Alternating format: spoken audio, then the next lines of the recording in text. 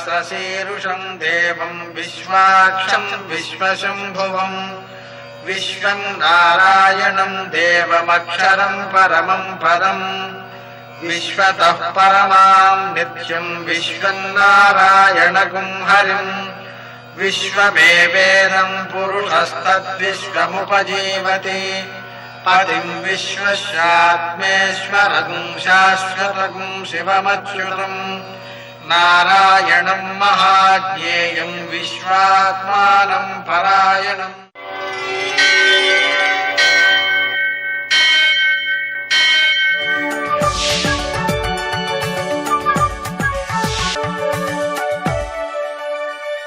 सूर्यशौर्यमथेन्दुरिन्द्रपदवी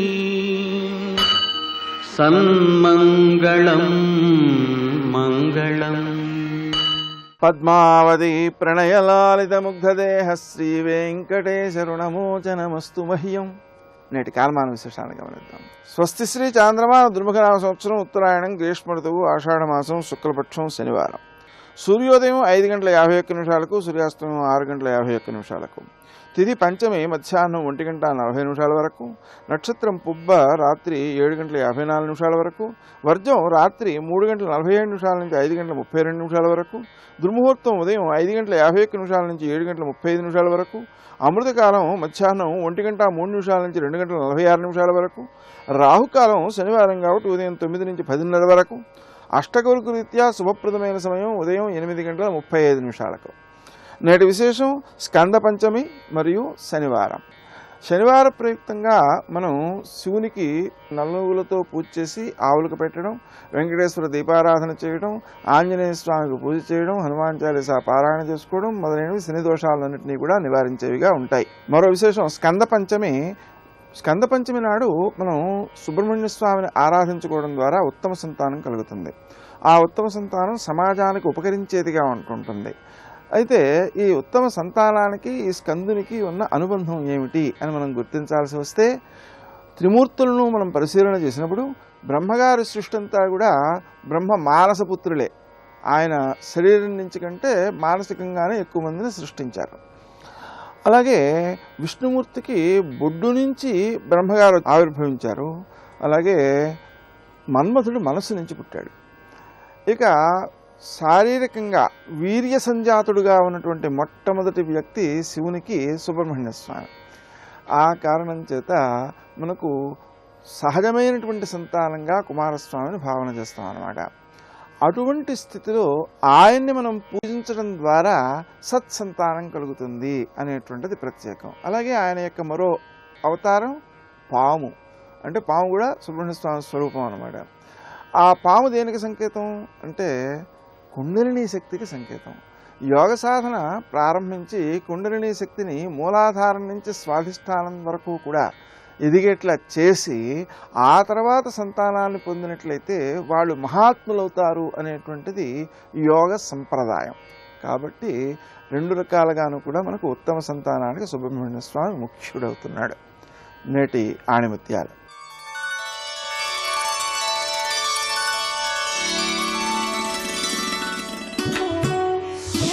మనకు అవసరం లేనివి ఇతరులకు ఇచ్చి దానమని మురిసిపోకూడదు.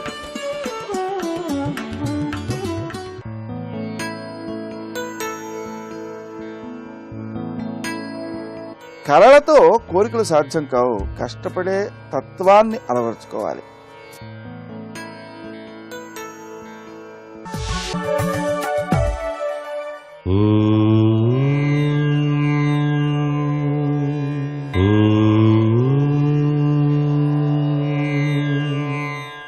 ఓం నమో నారాయణాయ.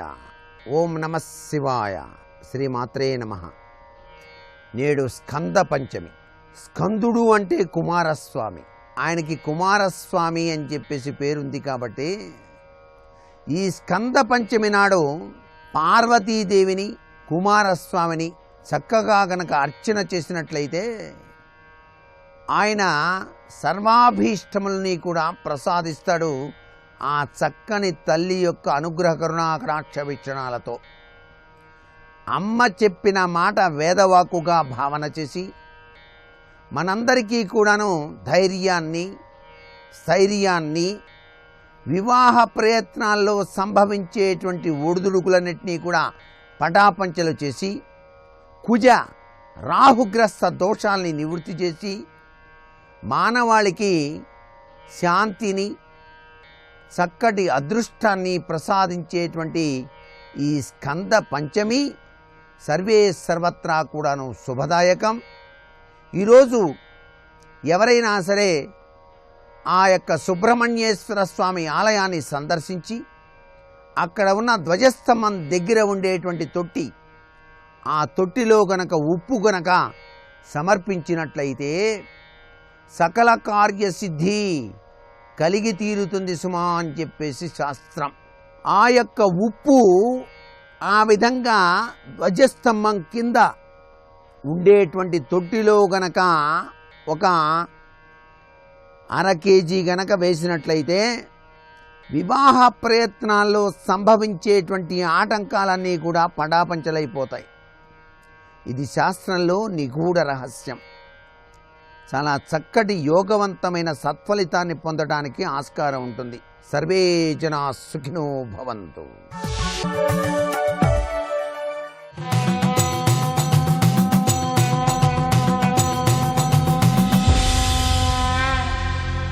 శతక సాహితీ సరస్వతికి నమస్కారం.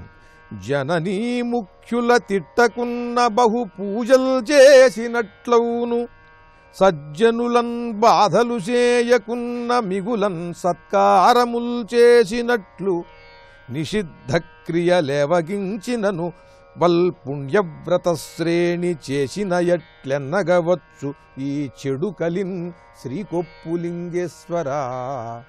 ఓ కుప్పులింగేశ్వర స్వామి, ఈ కలికాలంలో జననీ ముఖ్యుల తిట్టకున్న బహు పూజలు చేసినట్లవును. తల్లిదండ్రుల్ని ఎదిరించటం, బెదిరించటం, వారిని దూషించటం చేయకపోతే చాలు, వారిని పూజించినట్లే ఈ కలికాలంలో. అలా మారిపోయిందయ్యా పరిస్థితి.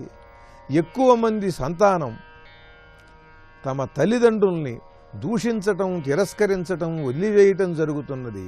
అవేవీ చేయకుండా ఉంటే చాలు, వారిని పూజించినట్లుగా భావించేటువంటి పరిస్థితి వచ్చింది.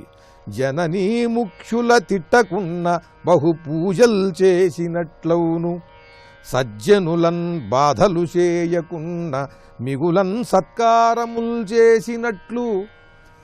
మంచివారు తమ కష్టంతో తామేదో సంపాదించి ఆ వచ్చిన దాంతో సంతృప్తిగా జీవనం సాగించే వారిని అనేక విధాలుగా ఇబ్బందులు పెట్టేవారున్నారు.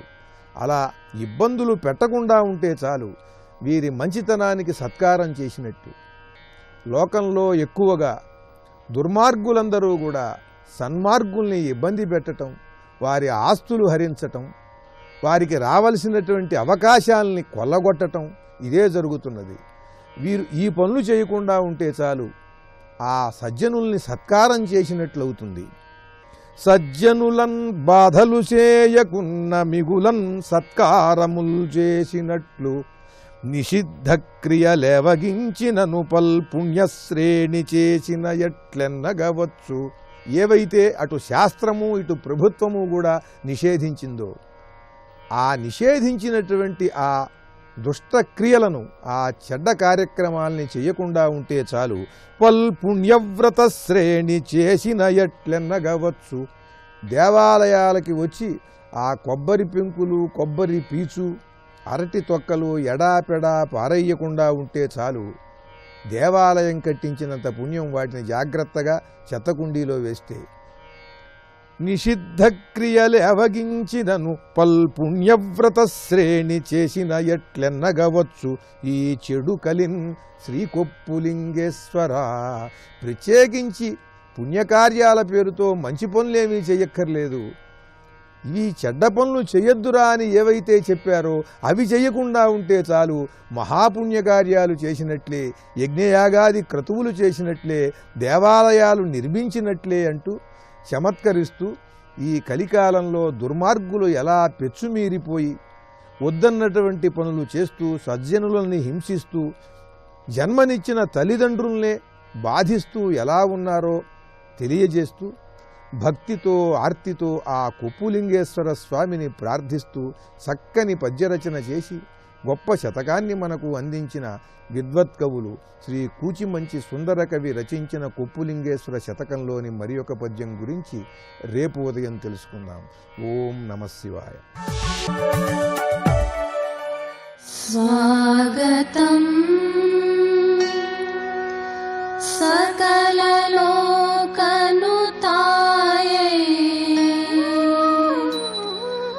స్వాగతం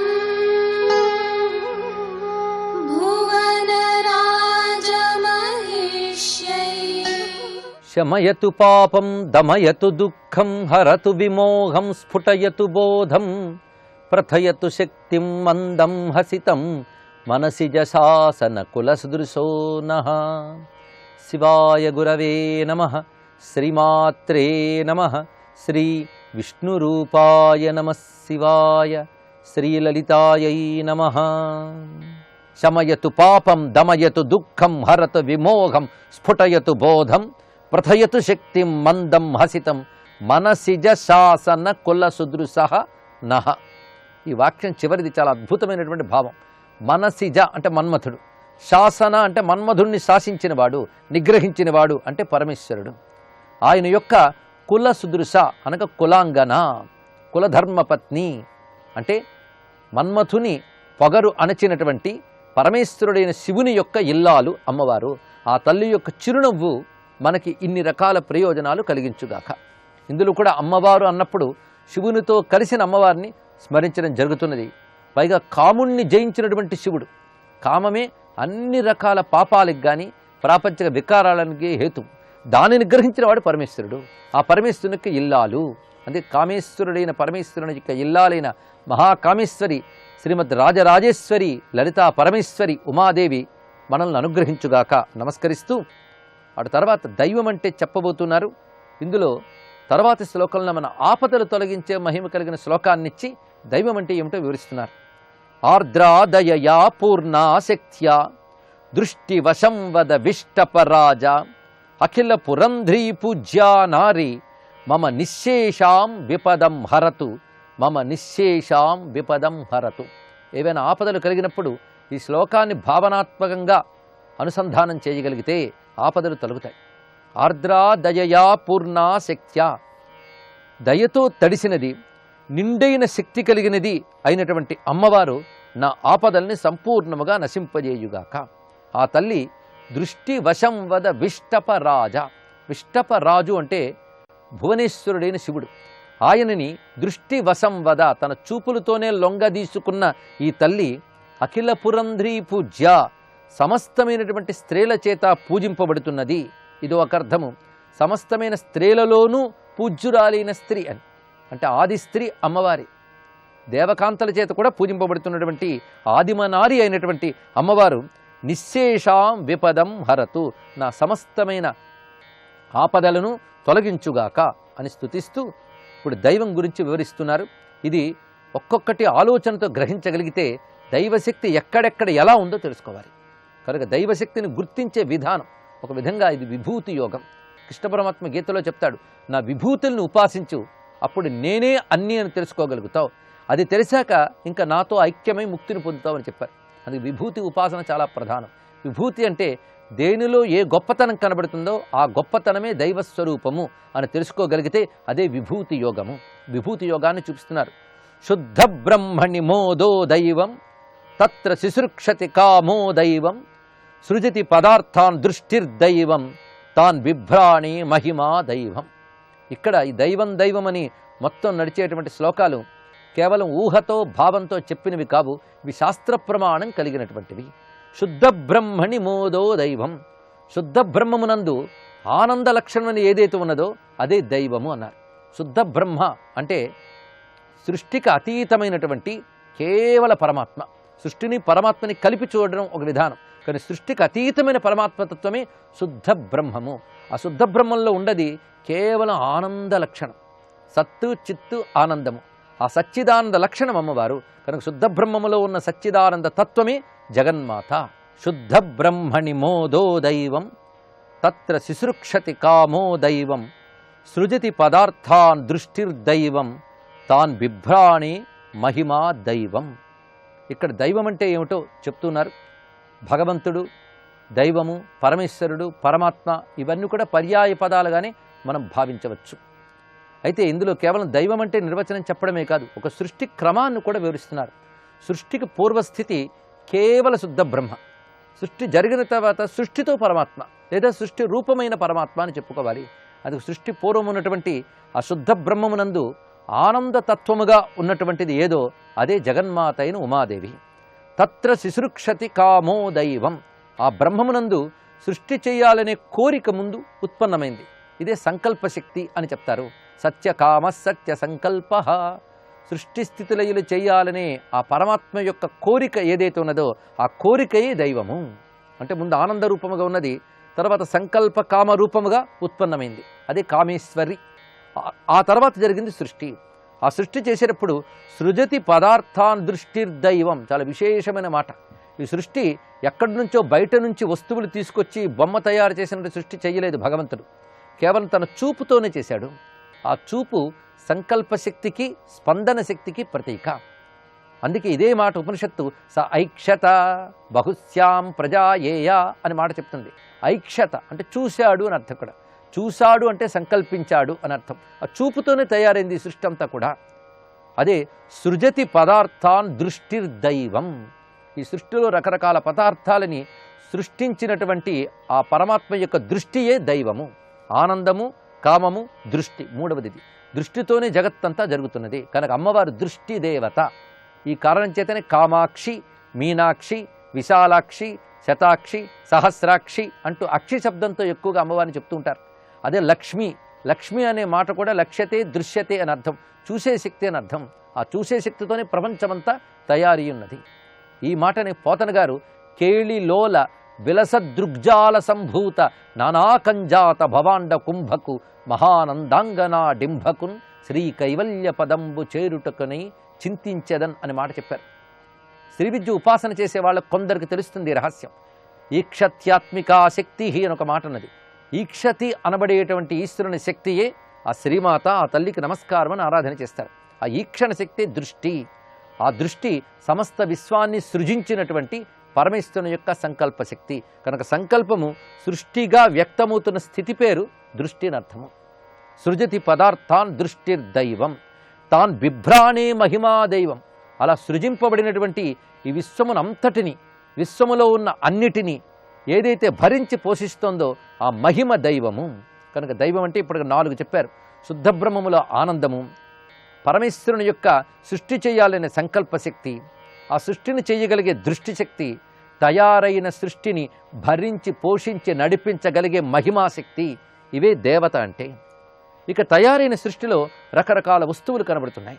ఈ వస్తువులన్నిట్లోని మూలమైన ప్రకృతి మాత్రం ఒకటే. కనుక కనబడుతున్న ప్రతి వికారములోనూ ఏ ప్రకృతి ఉన్నదో ఆ ప్రకృతి దైవం. వికృతౌ వికృతౌ ప్రకృతిర్దైవం విషయే విషయే సత్తా దైవం దృష్టౌ దృష్టౌ ప్రమితిర్దైవం ధ్యానే ధ్యానే నిష్ఠా దైవం. వికృతౌ వికృతౌ ప్రకృతిర్దైవం. ప్రతి వికారములోనూ ప్రకృతి ఈ తల్లియే అన్నారు ఇక్కడ. అటువంటి దైవస్వరూపిణి అయిన ఉమాదేవికి నమస్కరిస్తూ సర్వం శ్రీమాతృచరణారవిందార్పణమస్తు.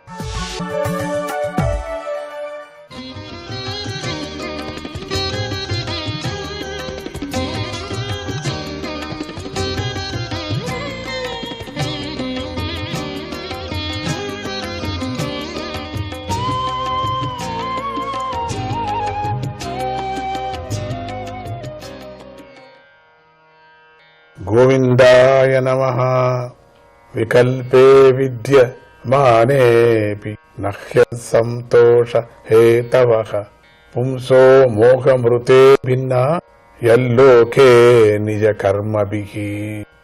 ఒకవేళ మానవమానాలను పట్టించుకునే స్థితి నీకు ఉండవచ్చేమో, కానీ మానవుడికి దుఃఖాన్ని కలిగించేటువంటి పరిస్థితులు గాని వ్యక్తులు కానీ బయట ఎక్కడో లేరు. అంటే మానవుడికి దుఃఖాన్ని కలిగించేటువంటి పరిస్థితులు కానీ వ్యక్తులు కానీ బయట ఎక్కడో లేరు. లోపలే ఉన్నారు. మనిషి అజ్ఞానమే అతడి దుఃఖానికి కారణమవుతుంది. మానవులు తమ ప్రారబ్ధ కర్మకు వశులై మానవమానాలను పొందుతున్నారు. పరితుష్యేత్ తతస్తాత్ తావన్మాత్రేణ పూరుషః దైవోపసాదితం యావత్ ఈక్షేశ్వరగతిం బుధః. నాయన, భగవంతుడి లీలలు విచిత్రంగా ఉంటాయి. మానవుడు తన కర్మకు తగినట్లుగా ఫలాన్ని ఈశ్వరుడి ద్వారా పొందుతాడు. కనుక వివేకం గల మానవుడు ఈ సత్యాన్ని తెలుసుకోవాలి. తనకు దైవం ఎంత సమకూరుస్తుందో అంతటి దారితోనే తృప్తి పడాలి, సంతోషించాలి. నువ్వు మాత్రం అలా ప్రవర్తించడం లేదు. నీ తల్లి ఉపదేశించినట్లుగా నువ్వు శ్రీహరిని ఆరాధించి ఆయన అనుగ్రహం పొందాలని కోరుకుంటున్నావా? అయినా కూడా ఆయన్ని ఆరాధించడం ఎంత కష్టం తెలుసా? సామాన్య మానవులకైతే అది మరెంతో కష్టం, చాలా కఠినాతి కఠినం. మహర్షులు అనేక జన్మలెత్తి సర్వసంగ పరిత్యాగం చేశారు కదా. ప్రాణాయామము మొదలైన కఠినమైనటువంటి సాధనలు చేశారు. ఏకాగ్ర చిత్రులై ఆ శ్రీహరి యొక్క మార్గాన్ని అన్వేషిస్తున్నారు. అయినా కూడా వారు తమ ప్రయత్నంలో సఫలం కాలేకపోతున్నారు. అతో నివర్తతామేష నిర్బంధస్తవ నిష్ఫలః యతిష్యతి భవాన్ కాలే శ్రేయసాం సముపస్థితే. కనుక నువ్వు ఈ వ్యర్థమైన మంకు పట్టును అంటే మొండి పట్టును విడిచిపెట్టు. కాస్త పెద్దవాడివి అయిన తర్వాత, మంచి శుభ సమయం వచ్చిన తర్వాత శ్రీహరిని ఆరాధించే ప్రయత్నాన్ని చెయ్యి. యస్య యద్గైవ విహితం సతేన సుఖదుఃఖయోః ఆత్మానం తోషయన్ దేహి తమసః పారమృచ్ఛతి. దైవ నిర్ణయం ప్రకారం మానవులకు సుఖదుఖాలు కలుగుతూ ఉంటాయి. కొందరికి సుఖం, మరికొందరికి దుఃఖము. ఒకప్పుడు సుఖము, మరొకప్పుడు దుఃఖము కలుగుతాయి. మానవుడు తన ప్రారబ్ధ ఫలాన్ని మాత్రమే తాను అనుభవిస్తున్నానని తెలుసుకొని సంతోషంగా జీవిస్తున్నప్పుడు అతడు అజ్ఞానాన్ని తొలగించుకోగలుగుతాడు, సంసారాన్ని దాటివేస్తాడు. గుణాధికాన్ముదమ్ములిప్సేత్ అనుక్రోశం గుణాధమాత్ మైత్రీం సమానాదన్విచ్చేత్ నతాపై రవిభూయతే. మానవుడు తనకంటే గొప్పవాడైన గుణవంతుణ్ణి చూసి ఆనందించాలి. తనకంటే తక్కువ గుణాలు కలవాడిపై దయను చూపించాలి. తనతో సమానమైన వాడితో స్నేహం చెయ్యాలి. ఇలా చేసేవాడు సంసారంలో కలిగే తాపాలలో అపజయాన్ని పొందడు అన్నాడు నారద మహర్షి. అప్పుడు ధ్రువుడిలా అన్నాడు, స్వామి, మానవులు జీవితంలో సుఖదుఖాల కోశలై ఓడిపోయి తెలివిని కోల్పోతారు. పూజ్యులైన మీరు దయతో అటువంటి వారిని దృష్టిలో పెట్టుకొని మనస్సుకు శాంతి కలిగే ఈ ఉపాయాన్ని ఉపదేశించారు. కానీ నా వంటి వారికి దాని గురించి ఆలోచించటానికైనా సాధ్యం కాదు. అయినా కూడా నేను ఉగ్రమైన క్షత్రియ లక్షణాన్ని కలిగి ఉన్నాను, అవినయం గలవాడినై ఉన్నాను. నా సవతి తల్లి సురిచి యొక్క చెడు మాటలతో నా హృదయం గాయపడింది. అటువంటి నా హృదయంలో మీ ఉపదేశంతో మనశ్శాంతి కలగటం లేదు, శాంతి నిలబడటం లేదు. ఓ మహాత్మా, నేను ముల్లోకాల్లో గొప్పదైన పదాన్ని పొందాలనుకుంటున్నాను. అటువంటి పదాన్ని ఇంతకు ముందు నా పూర్వులు గాని ఇతరులు గాని పొంది ఉండరాదు. అంతటి దాన్ని పొందగల చక్కని ఉపాయాన్ని నాకు ఉపదేశించండి. నూనం భవాన్ భగవతో యోం గజ పరమేష్ఠినః వితుదన్ అటతే వీణాం హితార్థం జగతోర్కవత్. మీరు పూజ్యులైన బ్రహ్మదేవుని దేహం నుండి పుట్టారు. మీరు లోకాలకు మేలు చేయాలని కోరుకుంటూ వీణ వాయిస్తూ సూర్యుడిలాగా సంచరిస్తున్నారు. ఇది సత్యం అన్నాడు పసిబాలుడు ధ్రువుడు. ఆ మాటలకు పూజ్యుడైన నారద మహర్షి ఎంతో సంతోషించాడు. ఆయనకు ధ్రువుని గురించి తెలిసి మనస్సు తేలికైంది. పసివాడిపై అపారమైన కరుణ కలిగింది. ధ్రువుడు ధన్యుడు కావాలని తలిచాడు. దయతో ఆ ధ్రువ కుమారుడికి చక్కగా ఇలా ఉపదేశించాడు. కుమారా, నీకు నీ తల్లి ఉపదేశించిన ఉపాయమే గొప్ప శుభాన్ని చేకూరుస్తుంది. సర్వ ప్రాణుల్లోనూ చైతన్య రూపంగా విరాజిల్లుతున్నట్టు శ్రీహరియే ఆ ఉపాయం. నువ్వు ఆయనను ఏకాగ్ర చిత్తంతో ఆరాధించు. ధర్మార్థ కామ మోక్షాఖ్యం య ఇచ్చేత్ శ్రేయ ఆత్మనః ఏకమేవ హరేస్తత్ర కారణం పాదసేవనం. ఎవడైతే ధర్మార్థ కామ మోక్షానలే పురుషార్థాల రూపంలో ఉండే మంగళము తనకు సిద్ధించాలని కోరుకుంటాడు, అతడు శ్రీహరి పాదాలను సేవించాలి. గోవిందాయ నమః.